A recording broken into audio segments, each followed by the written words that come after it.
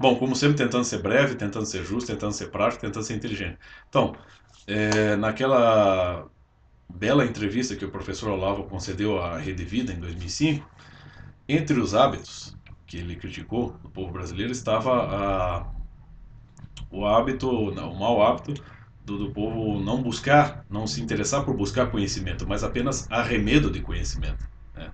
Ou como diria eu, retalho de conhecimento. É mais ou menos assim, para exemplificar. Eu estava conversando com um parente meu e tocamos no assunto de ciência. Mas essa pessoa, ela, ao invés de, vamos dizer assim, me explicar o que é ciência, né, ela começou a falar, por exemplo, daquele Nikola Tesla, né, que é um dos responsáveis pela criação da comunicação sem fio, né. E então tudo que ele quis falar sobre Tesla, na verdade, ele, vamos dizer assim, ele não foi convincente, ele não conseguiu me explicar o método do Tesla. Ele não conseguiu me explicar quase nada, né, do Nikola Tesla. Ele simplesmente me falou de uma criação dele, né? Vamos dizer, falou de uma forma entusiástica, mas ele não é capaz de entender quais foram as motivações do cara, qual foi o método que o cara desenvolveu, quantos testes, quantas falhas, quantos erros, quantas, né, erros e acertos ele teve que ter para progredir, chegar onde ele chegou, né? Ele não foi capaz de me explicar a história do cara e o processo evolutivo da sua vocação científica até que ele chegasse, né, a uma criação maravilhosa. Uma criação inclusive, tem uma utilidade em nível internacional, né? Isso eu fui pesquisar depois. Então, a pessoa estava, vamos dizer assim, há muita gente aí, né, uma grande parte das pessoas é muito mais entusiasta, vamos dizer assim, um espectador, né, que diante do teatro aí, da ciência no mundo, presta atenção numa cena ou noutra, numa criação ou outra, mas não é capaz de dizer, não é capaz de falar sobre ciência, entendeu? É como uma pessoa que vai ao teatro, vai assistir uma peça de Shakespeare, né?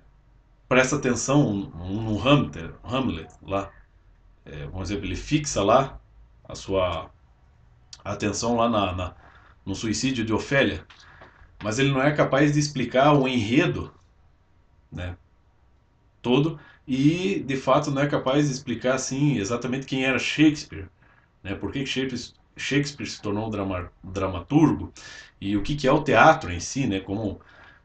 Qual que é a função cívica do teatro, qual que é a função literária, né? Entendeu?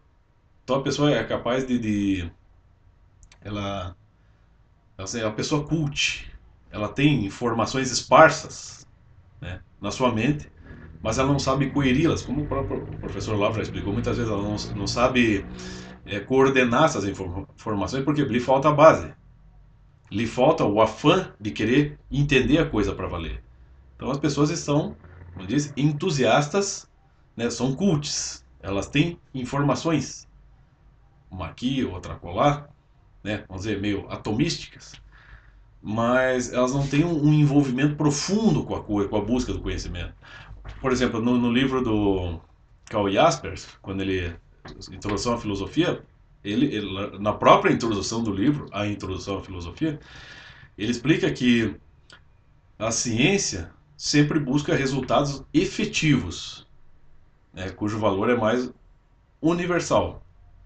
E na filosofia, bom, a filosofia engloba tudo que o homem pode pensar, toda a relação subjetiva do homem, né, com as coisas do mundo, consigo mesmo, né? É mais complexa, porém ela não produz resultados tão efetivos, tão é, universais e precisos quanto a ciência. Só que tem uma diferença. Enquanto vamos dizer assim, a atividade filosófica, por sua parte, ela é universal. Todo homem pode ter. Nem todo homem pode ser um cientista, mas todo homem pode ser um filósofo. Porque a filosofia, a busca do conhecimento, na verdade, é uma coisa que é própria do homem, né? Não necessariamente que o homem tenda à busca do conhecimento, mas isso está nele, né?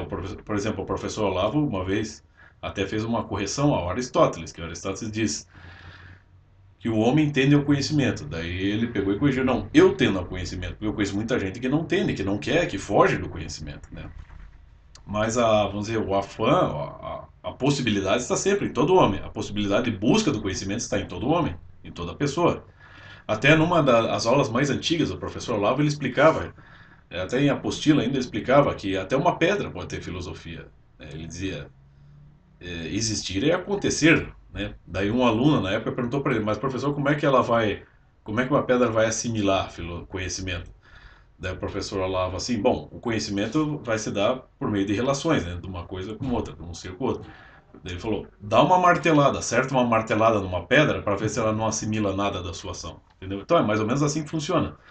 Então, todo homem pode buscar o conhecimento, né? Vamos dizer assim, passar a sua vida buscando conhecimento, mas nem todo homem vai se tornar cientista. Não há necessidade de se criar, de surgir um cientista no mundo que faça a mesma coisa que o Nikola Tesla, né?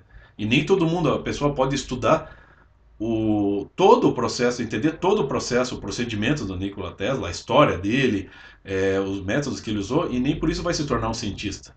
Ele vai conhecer a obra do cara e um pouco da história do cara.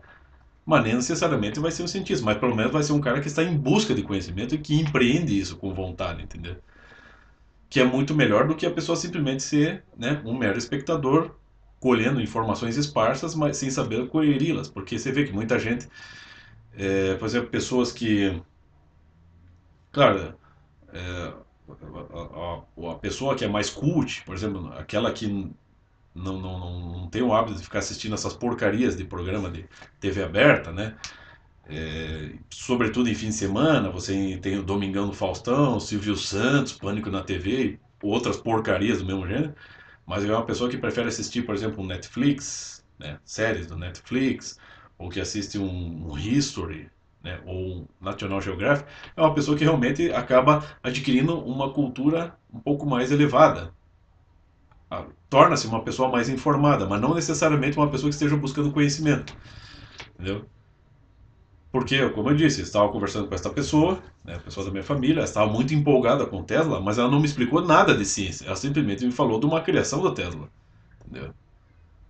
Então as pessoas nem sabem. Por exemplo, o professor Lavo explica, para você saber ciência, muita gente acredita que a, a ciência visa encontrar um objeto, né, concreto, quando na verdade o professor Lavo até corrige, não. Uma ciência verdadeira, ela começa já pela evidência do objeto concreto. Porque existe um procedimento que ele mesmo explicou, que antes de saber o que é o objeto, uma ciência, precisa saber se ele é assim mesmo, né? Então tem uma série de. Ele é mais complexo e ele envolve uma série de cuidados, né? E as pessoas não se dão conta. Pensam que ciência é isso aí, tipo, o cara é um espetáculo da TV, apresentando ali as grandes realizações de Einstein, de Newton, de Tesla, de Max Planck, enfim. Mas as pessoas não têm a menor ideia como do empenho desses caras, do comprometimento desses caras com isso, né? E da quantidade de vezes que os caras tiveram que testar assim, a tenacidade dessas pessoas, né, na busca pelo conhecimento, na busca de tornar possível, né, algo, né, dentro da ciência, de conseguir produzir resultados efetivos e em grande escala, efetivos, positivos e em grande escala, né? A capacidade que essas pessoas tinham para isso, para levar isso até o fim, né? Testando e testando e errando e falhando e voltando atrás, né? Às vezes tendo que reformular todo o método, toda a teoria, toda a hipótese, né? Às vezes verificando que o objeto não era real, enfim, é todo né? É, é, a coisa é muito mais complexa, dá muito mais trabalho. Só que chega tudo para nós, como o próprio professor Lau uma vez explicou, chega muito mastigado para nós. E nós, às vezes, muitas vezes, não temos a menor noção do empenho que isso custou a muita gente, né? Então, aqui, por exemplo, você pega aqui no próprio Aristóteles, no Organon. Ó, como é que se faz para aprender ciência? É assim, ó. Aqui, primeira página do Organon. Agora vamos tratar dos elencos sofísticos. Quer dizer, dos argumentos que parecem sê-lo, mas que deveras são paralogismos e não argumentos. Comecemos pelo princípio, conforme a ordem natural. Você vê aqui. É uma frase simples, mas ela é óbvio, né? Mas o óbvio é importante. Então, quando ele fala, por exemplo, aqui, vou ler só um trecho aqui, para você ter uma ideia do que seria começar a entender ciência. Que alguns silogismos são verdadeiros, enquanto outros parecem ser, embora não sejam, é evidente. A confusão produz-se nos argumentos, tal como se produz em outras coisas, em virtude de uma certa semelhança entre o verdadeiro e o falso. Sendo assim, que entre as pessoas há as que têm saúde, enquanto outras só o parecem ter, né? Porque se enfeitam e se ornam. Uns são belos em virtude de beleza natural, enquanto outros parecem belos devido ao seu poder de se enfeitarem. O mesmo ocorre nas coisas inanimadas, em que umas são de ouro, e outras de prata verdadeiros, enquanto outras não são tal, ainda que o pareçam aos sentidos, como por exemplo objetos de litargirina e cassiterina, que parecem ser de pratas, e os objetos de metal amarelo, que parecem ser de ouro. Ou seja, olha o cuidado prévio que você já tem que ter, que é aquilo que se encaixa muito bem, perfeitamente com aquilo que o professor Olavo falou. Antes de verificar, antes de definir o objeto, é verificar se é assim mesmo, né? Então, quer dizer, a coisa custa um trabalho imenso, né? E as pessoas passam a vida, vamos dizer, entusiasmadas com retalhos de conhecimento e acham que, vamos dizer assim, estão apenas preocupadas em parecer mais cultas do que são. Por exemplo, numa roda de amigos, né? O cara pega lá uma informação esparsa e quer desdobrar aquilo em 1000 explicações, em 1000 teorias, quando na verdade o que ele está fazendo é só elucubrar, né? É só a verborragia, é só blá blá blá blá blá. Mas ele não está realmente demonstrando conhecimento, ele está simplesmente pegando uma informação que ele tem, que ele colheu, né?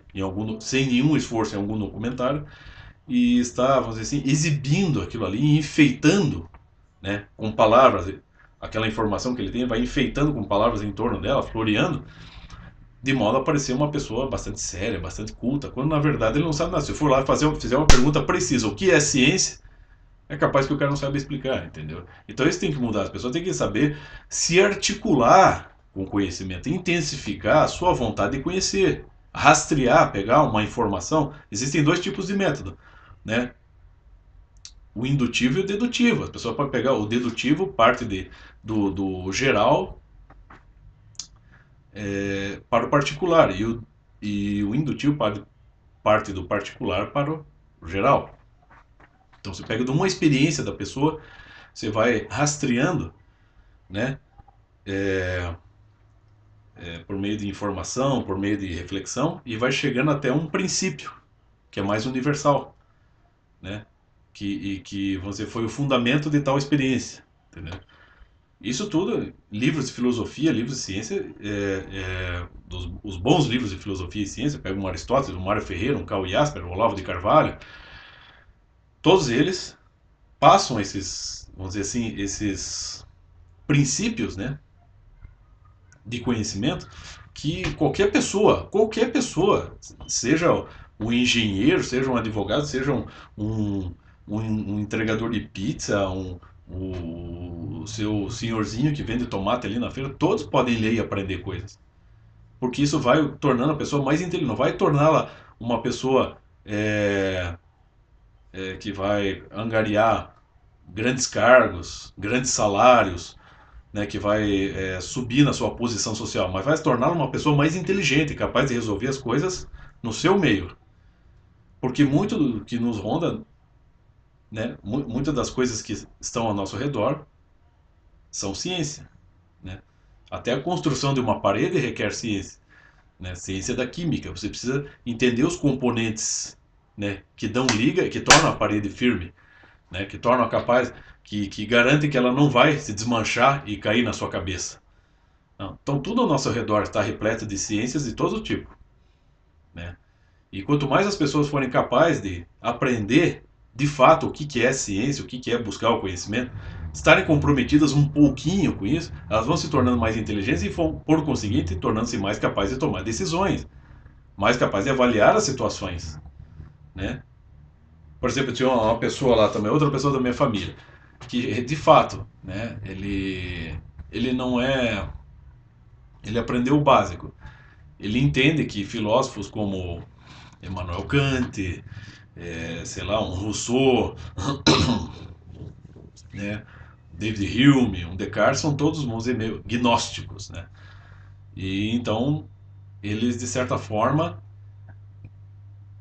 eles não se articulam com a tradição cristã católica, né? Por exemplo, um São Tomás de Aquino, São Bernardo, um Santo Agostinho. Então eles se opõem, ó, esses caras são gnósticos, esses caras aqui não são capazes, não, eles não têm, eles de certa forma vão num sentido contrário da igreja, né? Beleza, ele está satisfeito com essa informação, né? Então falou, eu não, ele disse, eu não me apego a esses princípios e nem quero, né, eu não quero, vamos dizer assim, cultivar esses princípios na minha vida, né? Não quero seguir, porque eu já sei que eles são contrários à minha fé, ao meu, né, à minha relação com a religião cristã, católica. Eu falei, beleza, mas daí eu expliquei para ele. Digamos que você está aqui diante de um cara que é um fanático por Immanuel Kant. E ele está explicando lá Immanuel Kant para o quanto o Immanuel Kant é lindo e maravilhoso para um grupo de jovens.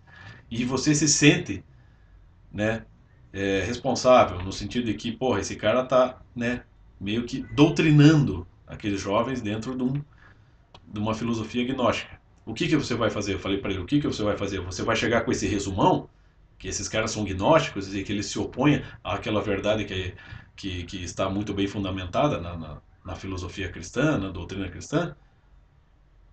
Você pode até chegar com esse resumão e explicar que, na verdade, é uma realidade muito menor que a que se prega no cristianismo. Mas e se o cara começar agora, como eu sei, eu falei para ele, como eu sei que você nunca leu Kant, você só pegou resumões, digamos que o cara comece a perguntar sobre a coisa em si, o a priori, o a posteriori, né? Sobre né, por que, que o homem não pode conhecer, a coisa em si é inatingível para o homem, Deus é quase Deus, o homem quase não pode conhecer Deus. O cara começa a fazer perguntas para você sobre os princípios mais básicos da filosofia de Kant. Como é que você vai responder especificamente a cada uma dessas? Não vai conseguir, porque você não estudou. Você não foi lá se informar, não se interessou por entender a coisa para valer. Você está se apegando, né, a informações gerais e guiando a sua vida desse jeito. Então, de certa forma, você está um tanto despreparado. Né? E eu não estou dizendo também que eu estou preparado. Eu procuro me preparar para isso. Procuro entender as coisas. Como disse o Julián Marias, né? Tem um livro maravilhoso do Julián Marias, também indicado pelo professor Olavo, que é a ideia da metafísica. Ele fala, né, para a pessoa que realmente quer conhecer a verdade, a realidade é irredutível. Entendeu? Ou seja, não dá para pegar resumões, informações gerais e se orientar por elas. Às vezes tem que ir buscar e cavar e se informar, ter a experiência, obviamente, o máximo que puder e buscar o máximo de informações. É leitura, é estudo, é refletir, é meditar, é perceber o quão envolvido você está com isso, o quanto a sua, né, como isso afeta ou não as suas decisões, né, a sua experiência com as coisas, né? Ou seja, buscar estar cada vez mais atento, né? Ser capaz cada vez mais de intuir as situações, né? Então é isso que as pessoas, esse hábito do buscar o conhecimento tem que ser uma coisa mais séria na vida das pessoas, né? E eu procuro fazer isso. Não sou um gênio de nada, mas pelo menos eu me esforço nesse sentido, né? Então era mais ou menos isso.